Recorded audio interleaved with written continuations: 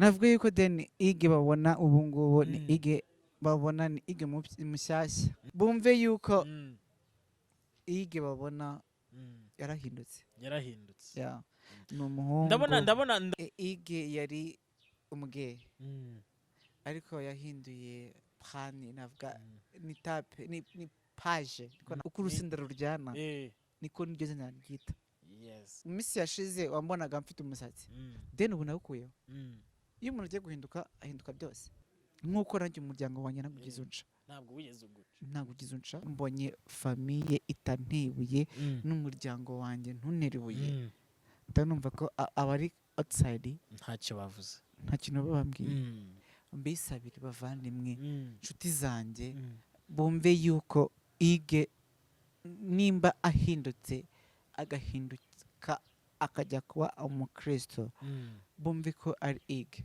ntabwo ari ige wa wundi bari bazi nk'umuge Yesu ashimwe icyubahiro kibe n'icy'umwana w'Imana n'icyo Yesu ahabwa ikuzo.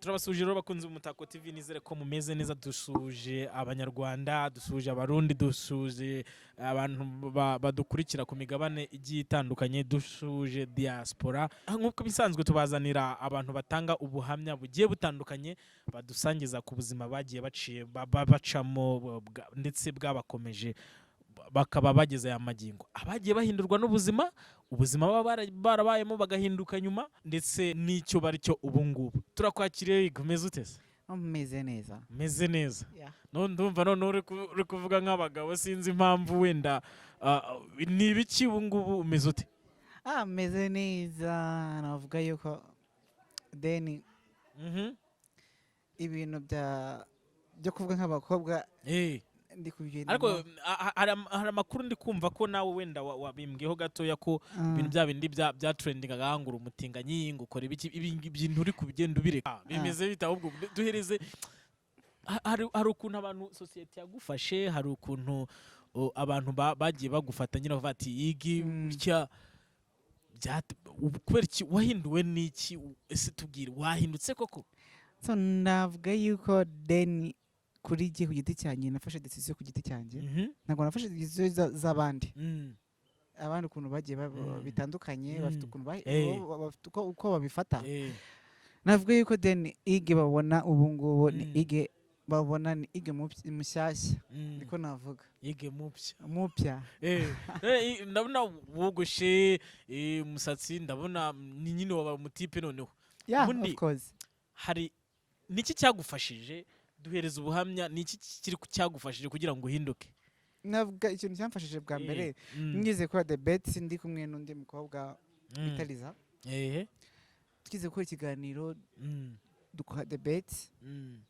ariko naricaye ku giti cyanjye ndareba nsanga ibyo ndimo ntazi byari byo ndemeye ndebye no muri outside iruhande rwanjye mbona ntabwo ari ibintu biri too much ndavuga ati reka mpinduke urahinduka ese famiye yagufasha ute mu gihe wumvaga ko uri umutinganyi dukoresha iyo terme kuko niyo yakoreshwa kuri interview wakoraga ukemera ko nyine uryamana n'abantu muhuje ibitsina ese famiye yo yagufasha ute yagufataga gute nyuma yo noneho yo kuba famiye nyine yagufataga gute igihe wari ukiri muri ibyo bintu byo kuvuga ngo uri umutinganyi uryamanya n'abantu muhuje igitsina byagendaga bite so navuga yuko deni ibintu bya famiye sinjya nkunda kubikondaho cyane kuko ntabwo mbikunda nabigeze kubimbaza barambwira ati ibyo bintu bya famiye ntuzongere kubivuga ntabwo ari sawa ntabwo tubishaka twabiganireho nk'abantu b'umuryango numva ari ibintu biri aho ngaho baravuga ati okay ntabwo nzongera kubikoresha bituma nanjye ku mutima wanjye numva ari ibintu biri ese tugarutse wenda nta guciye mu ijambo hari nta kuntu famiye yakubwiraga ngo ibi bintu ko twakubyaye tuzi ko uri umuhungu ibintu wagiyemo byo kuryamana n'abantu muhuje nyine igitsina byaje bite ko twakubya ntago baguharasinga nyine bakagutokinga bikomeye byagendaga bite wagize ihohoterwa uri mu muryango byaroga bimeze bite so navuga yuko deni ntago byize bizamo kuko uko navutse barabirebaga barabibonye sibwo ngo barabirebaga barabibonye deni ukuntu nakuze n'iki babonaga ari ibintu biraho uko nagiye nkura n'iki baravuga ati turakuritse wari warabitangiye ryari duhereza ubuhamya kugira ngo hari umuntu wakumva ngo wumva washaka kubijyamo cyangwa se nawe ushobora guhindurwa n'ubutumwa bwawe cyane ko duhinduka burya akenshi duhinduka turebeye ku bandi bantu nawe wenda hari umuntu uri behind waba waratumye uhinduka yes wari barabitangiye ryari uhindutse ryari ese ingaruka byakugizeho muri sosiyete cyangwa se famiye haba n'inshuti zawe abantu mwiganye byari bimeze bite navuga yuko deni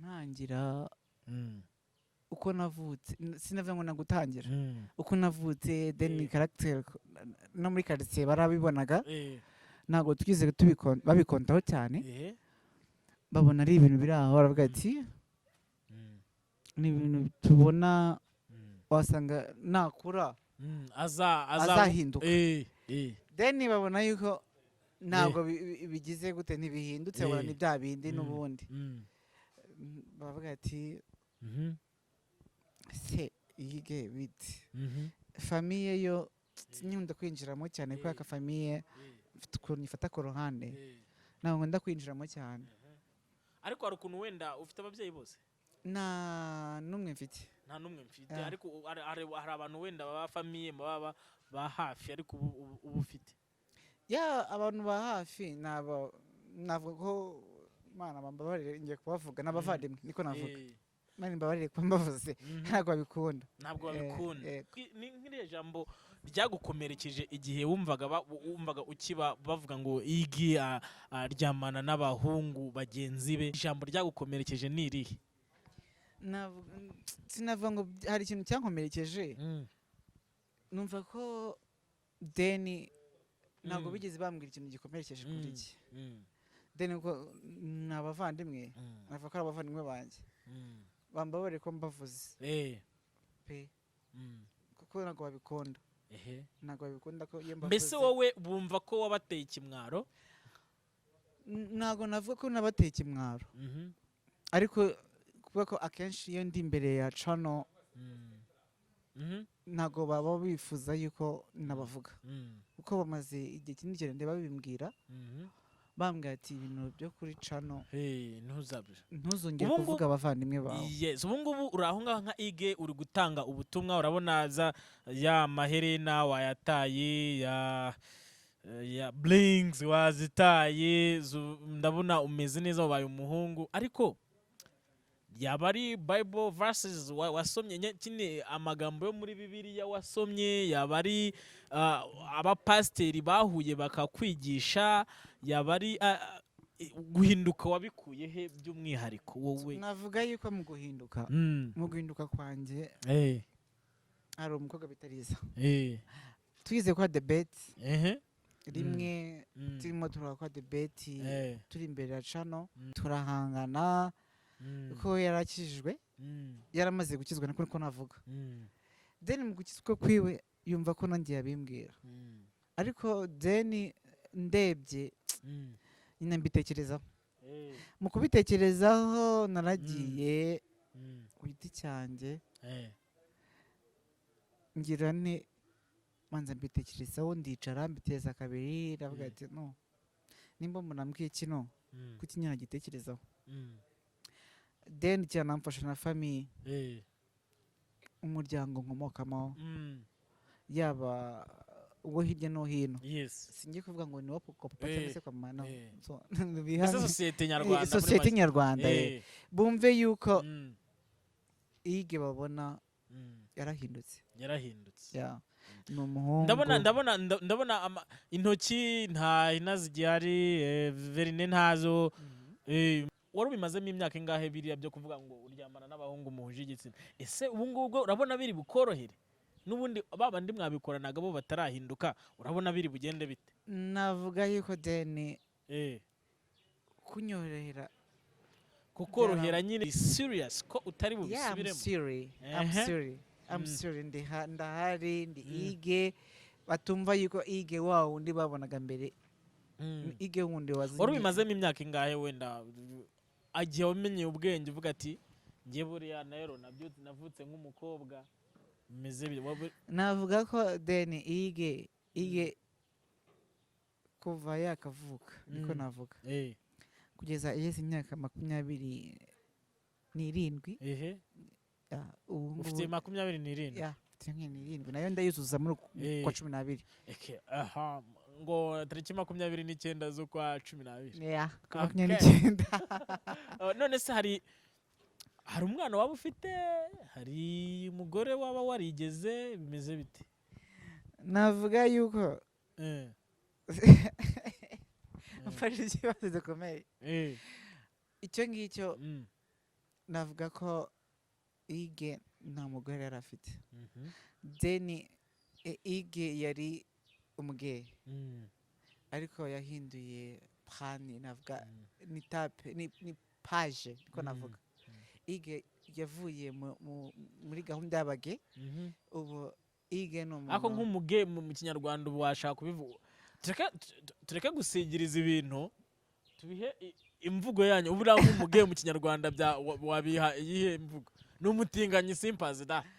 Iryo zina cyangwa nakunda kurikoresha. Nago ndikunda kuko namaze kuri deni please.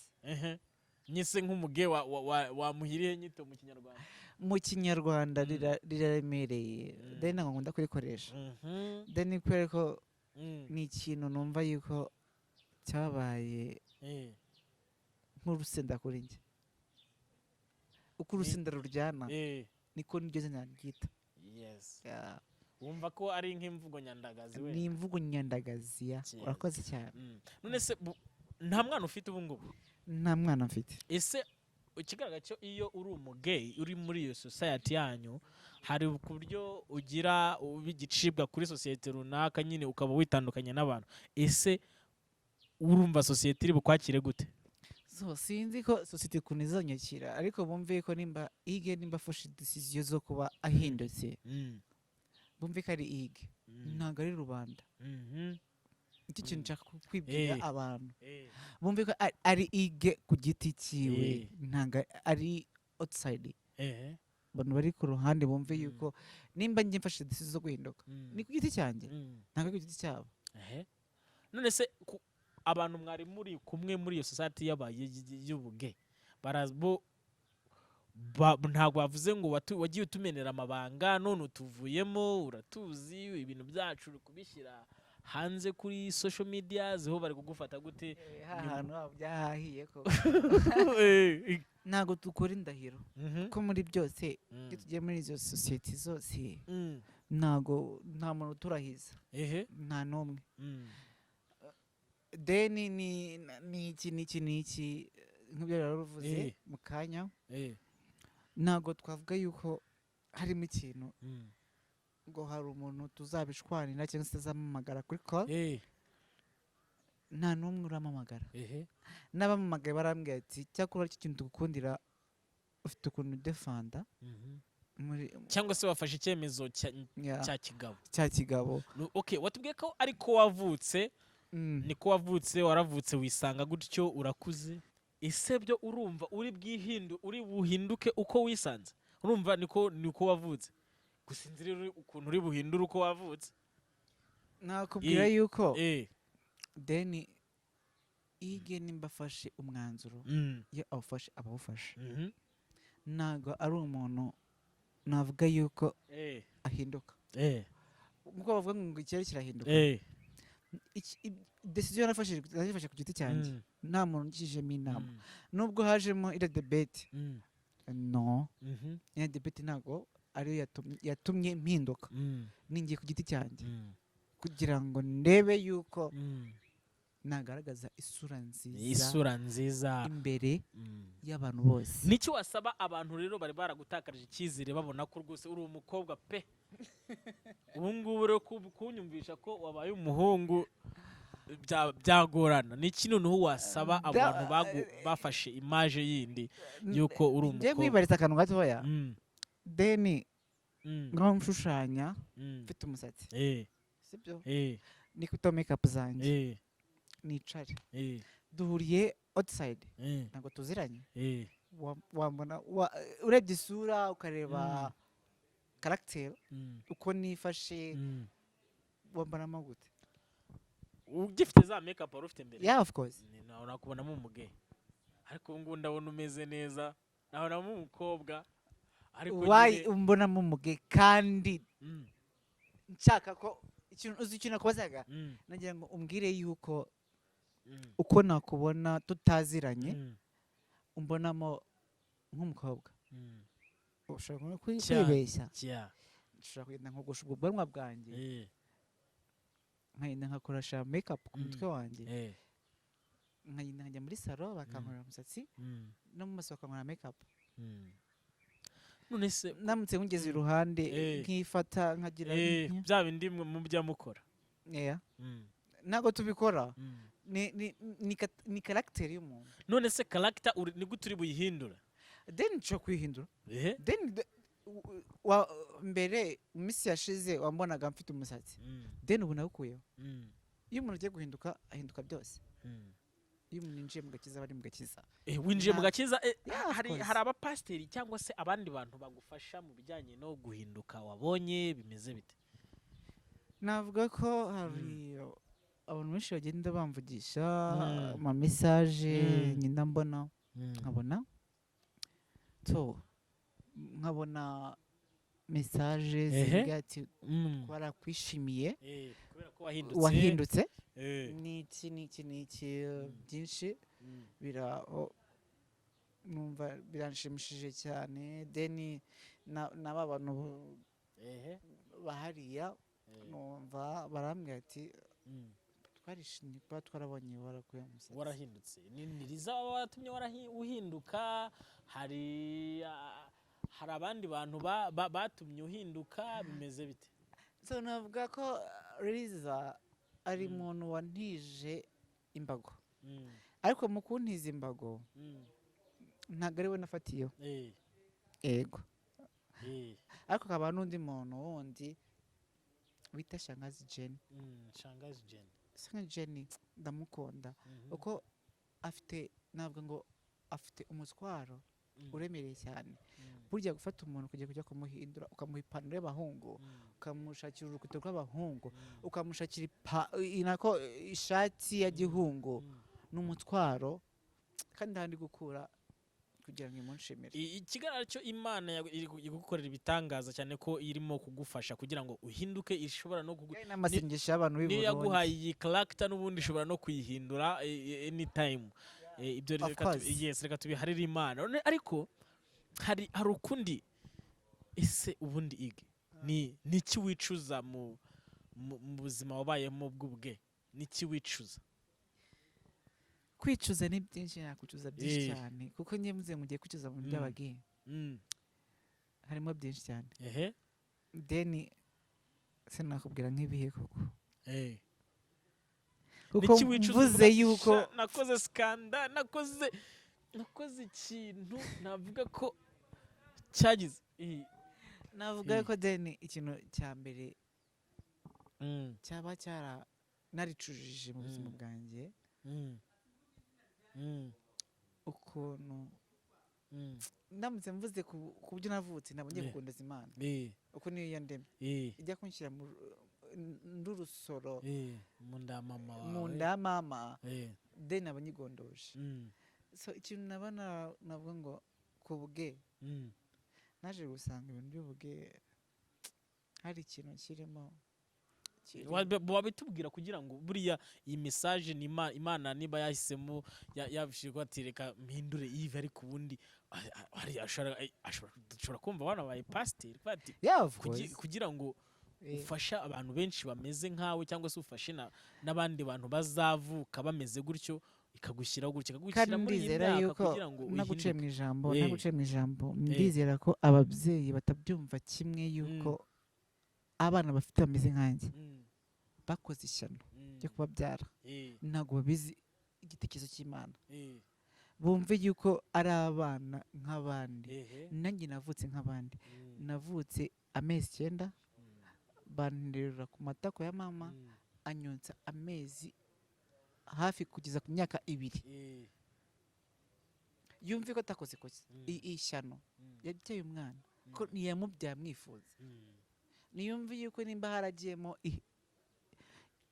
debate y'abantu babiri navuga debate y'ababyeyi babiri burya ushobora gusanga umugabo aravuga ngo ndashaka umukobwa undi akavuga ngo ndashaka umuhungu ugasanga hajemo abyaye wa mwana umeze nka Higue niko navuga wari umeze nka Higue deja wahindutse then wari umeze nka Higue of course urakoze cyane ndabikunze wari umeze nka Higue uwo mwana ndizera yuko batamuca mu muryango nkuko nanjye umuryango wanjye nagugize unca ntabwo wigeze uguca ntabwo ugize unca hako dushimira umuryango wawe ndabushimira cyane kuko hari benshi babatava bati yabaye ikirumbo harimo bamwe na bamwe imiryango ijugunya ushobora kubyara umwana ugasanga abaye nka wa Higue wa kera then ugasanga uko akuze n'ubushobozi agezemo bari kumwifuza bakavuga ati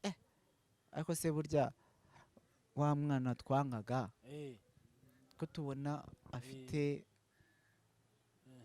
kipesa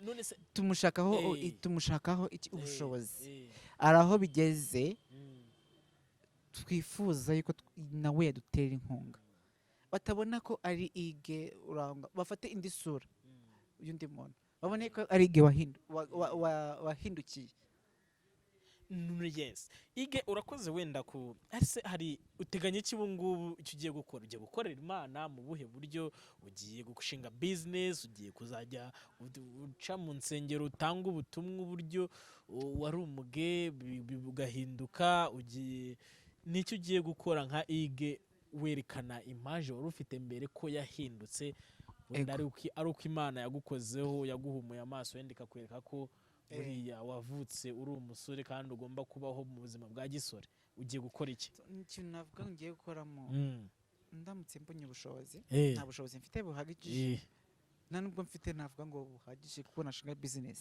ariko ndamutse mbona business yo gucuruza nkunda gucuruza kunda no kudesigning nkunda na design then ko nigeze kera nyine Higue wa wundi wa kera niko navuga nigeze gukora ibintu bya fashion mbona ibintu bya fashion ari ibintu nabonye ari ibintu byanjye mbona ari ibintu nkunze mbona ari ibintu biri aho ngaho nabigiyemo muri depense yabyo nsanga ni ibintu bidasaba ibintu byinshi mbona ari ibintu biri sawa na makeup ariko cyane makeup nabonye ariyo yoroshye kurusha ibintu bya fashion mbona ari ibintu biri aho mbona nsiga abantu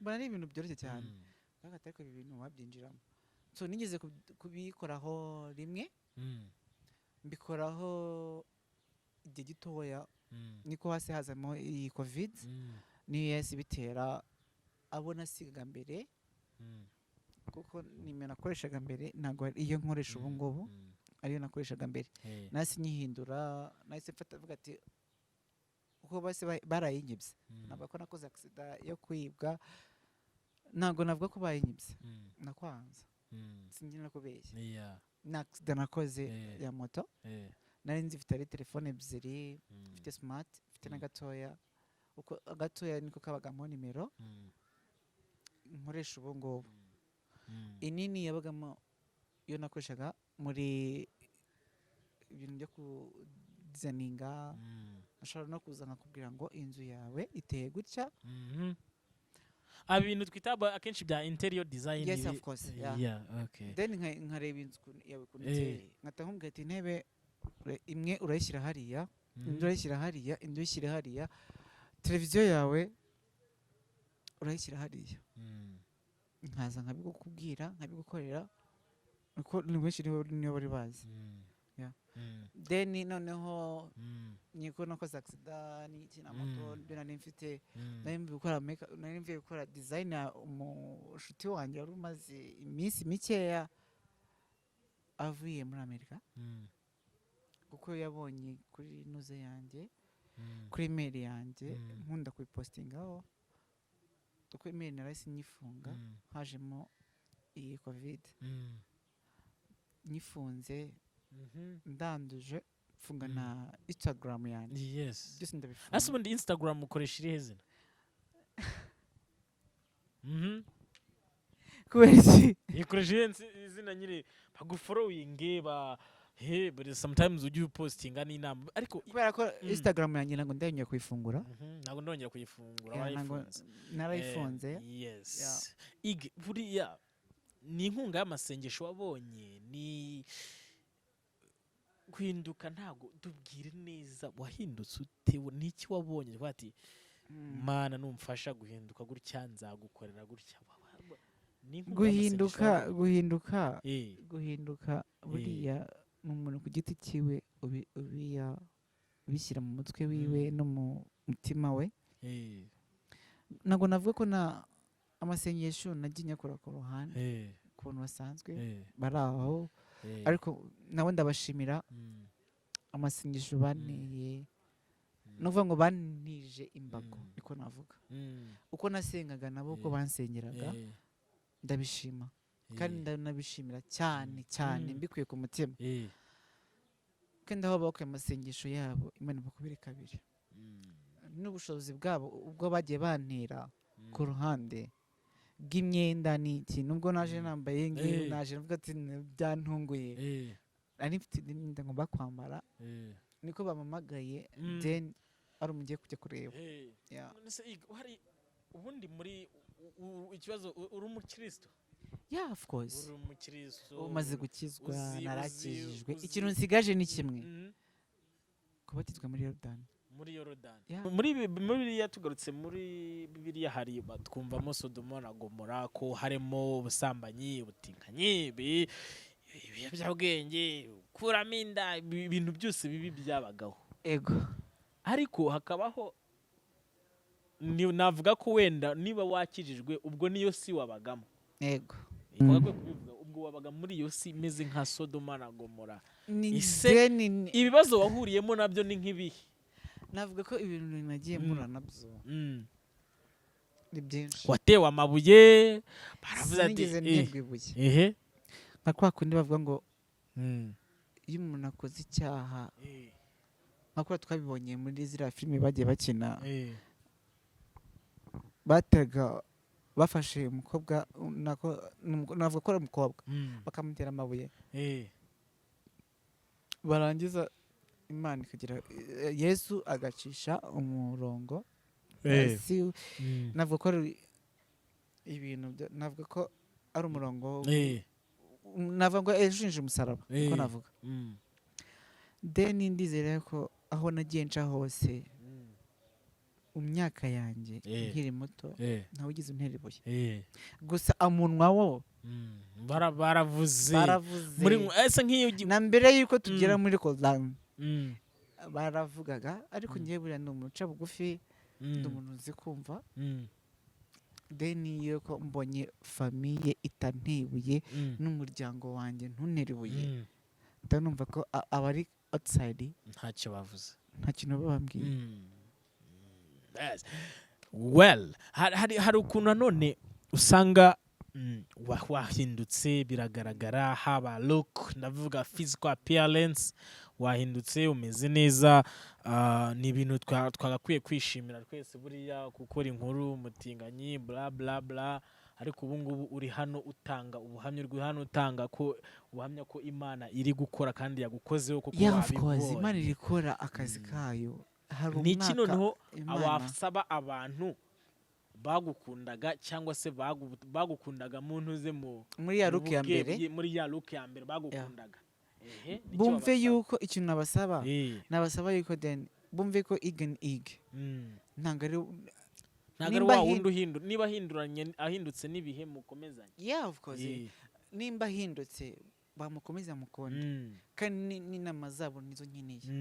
Na babandi bari bankunze babonye ko mpindutse, n'inama zabo ndazikeneye, n'amasengesho yabo ndayakeneye. Bumve yuko Higue ntabwo ari wa wundi wihutiye kujya mu gukizwa. Bumve yuko ni gahoro gahoro, gukizwa na guto umaramaza. Bumve ko ari umuntu uri gahoro gahoro. Noneho rero babandi bakwangaga kubera ko uri umuge, urabasaba iki? Bagufasha iki? Ese Higue ubu ngubu mu gihe cyo guhinduka agiyemo asabwa ukeneye iki ubu ngubu? Icyo ukeneye nka Higue mushya. Ikintu navuga cya mbere ni amasengesho. Ikintu nshaka cya mbere, ikintu nkeneye cya mbere, mbisabire bavandimwe, inshuti zanjye, bumve yuko Higue nimba ahindutse agahinduka akajya kuba umukristo, bumve ko ari Higue, ntabwo ari Higue wa wundi bari bazi nk'umuge. No, bumve ko guhinduka ni rimwe. Nk'uko ushobora kubyara umwana ugasanga afite gahunda ebyiri, nashatse kuvuga mu izina. Hari igihe unabyara n'umwana ugasanga ari undi muntu. Ushobora kubyara umukobwa ugasanga abaye akuze akunda indi sisiteme yindi, nashatse kuvuga ku ruhande. Then bumve yuko icyo mbasaba cya mbere n'amasengesho. N'amasengesho. Higue rero turimo gusoza, turashimira abantu benshi bagukunze ndetse n'abagukunda. Imana nayo turayishimira cyane, yakoze ibitangaza. Higue rero wagiye kutubwira ko ugiye kuba umukristo. Noneho Higue rero kugira ngo turi gusoza, abakunzi b'Umutako TV warangiza waturagiza impano nyine, kuko twumve ko ushimira n'Imana yagukuyeho uyu mugayo navuga ko wari ukuriho, ukadusengera. Warangiza tuzagutumira muri yindi episode twumva ko bitewe na comment abantu bagiye baduha n'ubundi buhamya watanga, noneho tukazagaruka dushyira imbere y'Imana. So mbere ko dushima Imana, ndumva tukabanza tugacishamo akaririmbo gatoya. Ni indirimbo nkunda gushima, iyo nishimye cyane, numva binshimishije cyane. Iyo ndi no mu rugo, niyo mbyutse numva ko byinshimishije. Ni indirimbo nkunda kuririmba. Ndacishamo akantu gatoya cyane, ntabwo najya kuririmba kugira ngo kuririmba yose byatwara umwanya muremure ko n'amasaha yagiye. Ni akaririmbo gato cyane nkunda kuririmba bita ngo Yesu ashimwe. Yesu ashimwe. Ni indirimbo nkunda gushima. Twatangira wenda n'agakorasi kugira ngo uze utwinjiza mu isengesho. Yesu ashimwe, Yesu ashimwe, icyubahiro kibe n'icy'umwana w'Imana, n'icyo Yesu ahabwa ikuzo. Yesu ashimwe, Yesu ashimwe, icyubahiro ni cye, n'icy'umwana w'Imana, icyo Yesu ahimbazwe. Ngaho dushyire mu mibare y'Imana dusoza. Mu guhimbaza, nkunda guhimbaza cyane. Dushyira imbere y'Imana mu isengesho kugira ngo dusoze. Nta kibazo. Twagiye duce bugufi, twubaha Imana.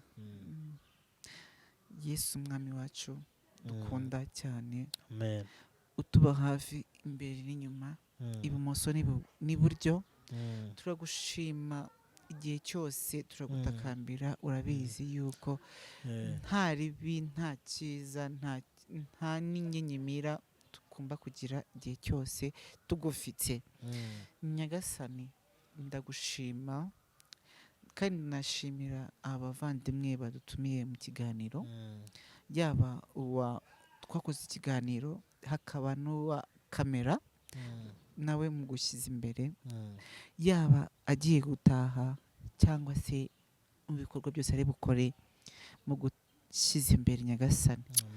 kandi nanjye ndakwizeye yuko nava mu kiganiro turimo kugeza aho ngeze mu rugo cyangwa se ibindi byose ndiba ndi bukore activity yose naba nicayemo cyangwa se ndi mu bindi bintu bindi byo ku ruhande bigushima nyagasani, ndabigushyize mu maboko yawe. Ntago ngiye kugondoza amagambo menshi, reka nkwereke yuko byose bishoboka. Uwiteka ni wowe mbishyize mu maboko yawe nyagasani. Ntago ngiye kuvuga ibintu byinshi, ni wowe nyagasani undeba ukanarebera, kandi byose ni wowe ubireba. Undusha amaso, undeba ibumoso, ukandeba n'iburyo, ukandeba hirya no hino. Nyagasani mbigushyize mu maboko yawe, tubisenze tubisabye mu maboko yawe. Amen. Murakoze cyane abakunzi ba Higue, abakunzi b'Umutako TV. Nizere ko ufite igitekerezo cyangwa se inyunganizi washyira muri comment niba ukeneye kuzira ngo tuzatumire Higue nanone azagaruke. Ciao. Murakoze Higue. Imana ikurinde. Nawe Imana ibarinde, kandi yaba wowe nuri kuri kamera. Imana ikurinde, kandi nanjye nkwifurije gukomera muri iyi mpinduka urimo. Imana ikomeze gufasha. Sawa. Bye bye.